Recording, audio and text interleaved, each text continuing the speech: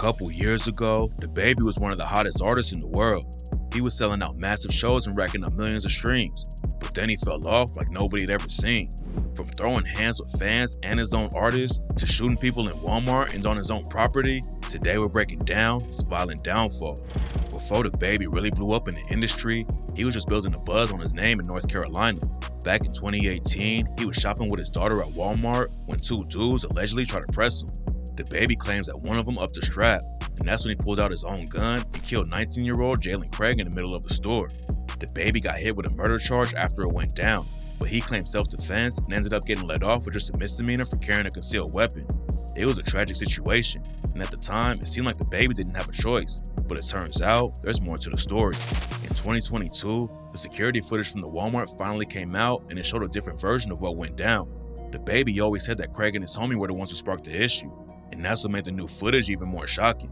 In the video, it looks like Craig's homie Henry Douglas is trying to walk away, but then DaBaby rushed him out of nowhere. They started going at it while Craig watched from the side. Then it looked like Craig reached for his waistband and tried to get in between DaBaby and Douglas. According to rumors, someone yelled, "He's got a gun," and that's when DaBaby upped his strap and killed Craig. Rolling Stone interviewed Henry Douglas, and he said that him and Craig noticed DaBaby in the store, and DaBaby asked them, "Do you know me?" Douglas just said, "Oh, I thought that was you," and walked away, but the situation didn't end there. They went different ways after talking, but then they ran into each other again, and DaBaby allegedly wanted to go outside and fight. Douglas said he told DaBaby he'd meet him outside, and that's when DaBaby rushed him. After it went down, DaBaby hopped on IG Live and said he did what he had to do to protect his family. My daughter could've got hit, son could've got hit, me. Lawyers are telling me not to say nothing and all that shit. I'll let my nigga to two walk down on you and your whole motherfucking family, threaten y'all, whip out on y'all. Let me see what y'all gonna do. But a lot of people ain't buying the story, especially after he bragged about shooting the dude on his track Rockstar and raps, "PTSD, I'm always waking up in cold sweats like I got the flu. My daughter a G, she saw me kill a nigga in front of her before the age of 2. And I'll kill another nigga too, before I let another nigga do something to you." Rappers make a ton of money off concerts, and being able to work with promoters is a huge part of keeping your bread up. So after this next shocking story came out, nobody was surprised that DaBaby had some issues booking shows. Back in 2020, DaBaby and his crew allegedly jumped and robbed a promoter named Kenneth.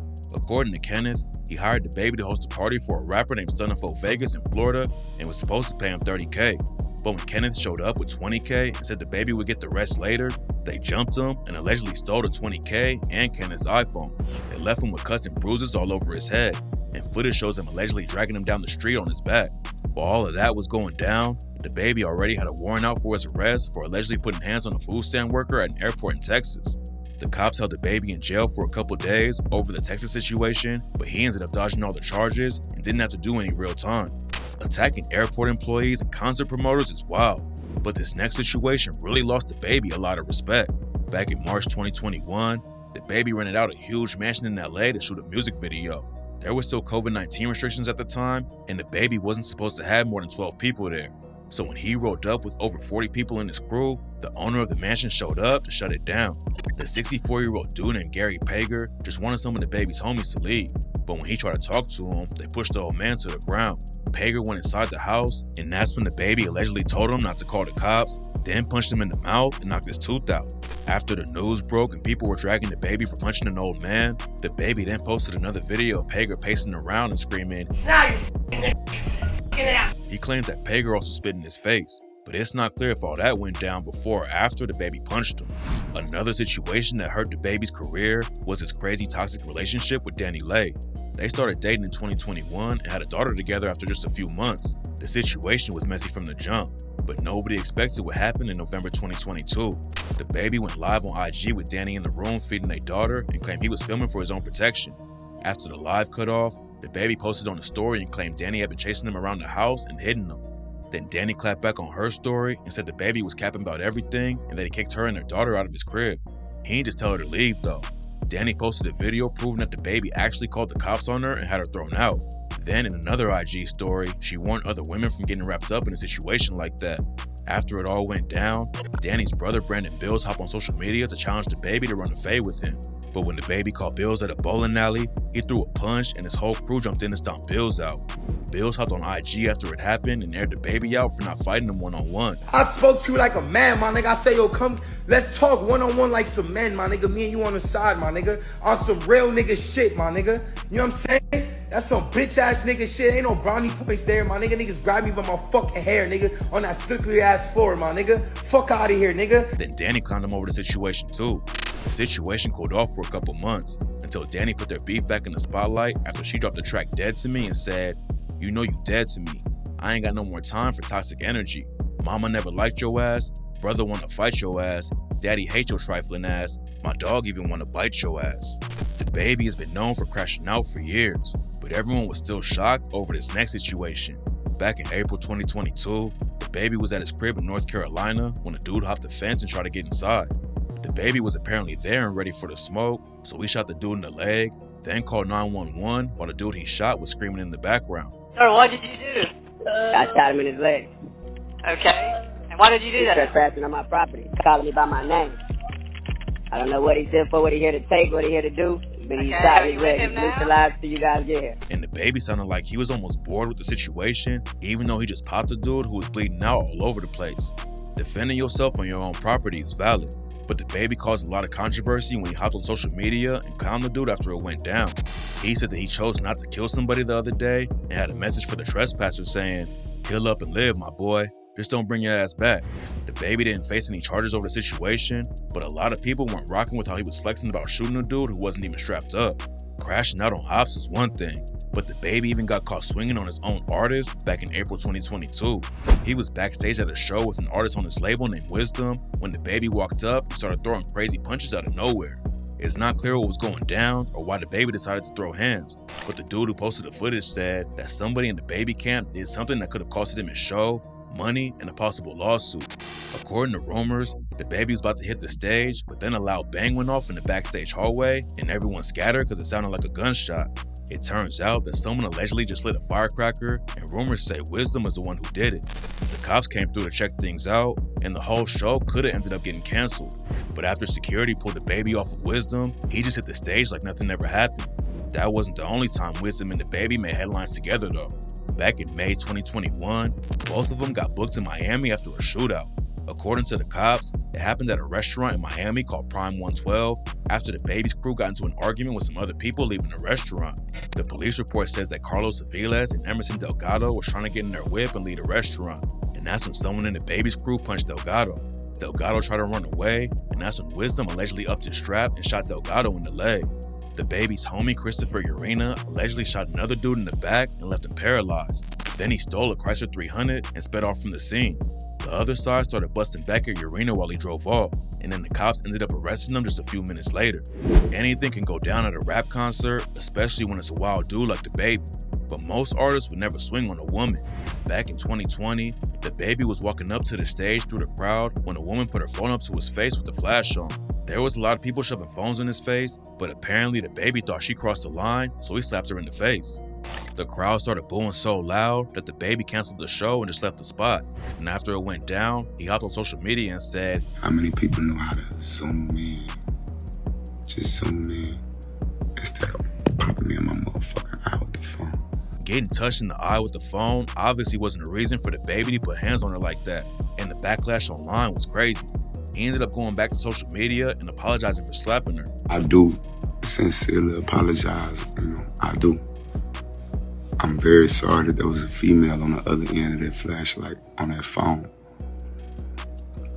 But keep in mind, I couldn't see you because you got the flash this close to me. She wasn't the only woman who got hurt at one of DaBaby's shows though.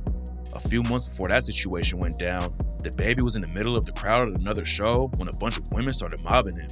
DaBaby obviously wasn't in any kind of danger, but that ain't stopped his giant security guard from throwing punches at a tiny woman and leaving her knocked out on the ground. It turns out that being a fan of DaBaby is way more dangerous than anyone would expect, and one dude ended up getting put in a coma after asking for a picture. Back in 2019, a fan came up to DaBaby and asked to take a pic with him, and that's when his security started brutally beating the dude for no reason. They packed him out, then DaBaby tried to grab the fan's legs and pull him to the ground. Eventually, one of DaBaby's security guards slammed the fan's head into a wall and knocked him out. And later news broke that fan was in a coma and could end up dying. DaBaby made a lot of bad moves that helped destroy his career, but the most damaging was when he took the stage at Rolling Loud and went on a homophobic rant that damn near killed his entire career overnight. DaBaby was performing at one of the biggest shows in the world and started talking crazy about HIV/AIDS and dudes sucking dick in the parking lot, and the backlash was crazy. A video of the situation went viral. You didn't show up today with HIV/AIDS, any of them deadly sexually transmitted diseases that'll make you die in 2-3 weeks. Put a cell phone like that. Fellas, if you ain't sucking nigga dick in the parking lot, put your cell phone like that. Let's be real about this shit. And DaBaby was making headlines everywhere for all the wrong reasons. Right after it happened, DaBaby hopped on social media and said it was all good because his gay fans was cool with it because they take care of themselves. They ain't no nasty gay niggas. Cause even my gay fans don't got fucking AIDS, stupid ass niggas. They don't got AIDS. My gay fans, they take care of themselves. They ain't going for that. They ain't no nasty gay niggas. DaBaby had just linked up with Dua Lipa for the track Levitating, and her fans started asking her to remove him from the song. Dua Lipa posted on her IG story about the situation and said that she was surprised and horrified at what DaBaby said during his Rolling Loud set. At first it looked like DaBaby wasn't going back down, but apparently he realized the situation was only going to get worse if he didn't. He hopped on Twitter and apologized to anyone who was affected by HIV/AIDS and said they had the right to be upset even though he didn't mean to offend anyone. Saying sorry wasn't enough to save his career though, and a couple days later, a fashion brand called Boohoo Man ended their deal with DaBaby. And even Elton John hopped into the situation to air DaBaby out for spreading bad info about HIV/AIDS. Everything was already going downhill, but DaBaby made it even worse when he dropped a video for the track giving what it's supposed to give. In the middle of the video, he held up a sign that said AIDS while he rapped, "Niggas ask if I got a pass, I tell them no way. Bitch, we like AIDS. I'm on your ass, we on your ass, bitch, we won't go away."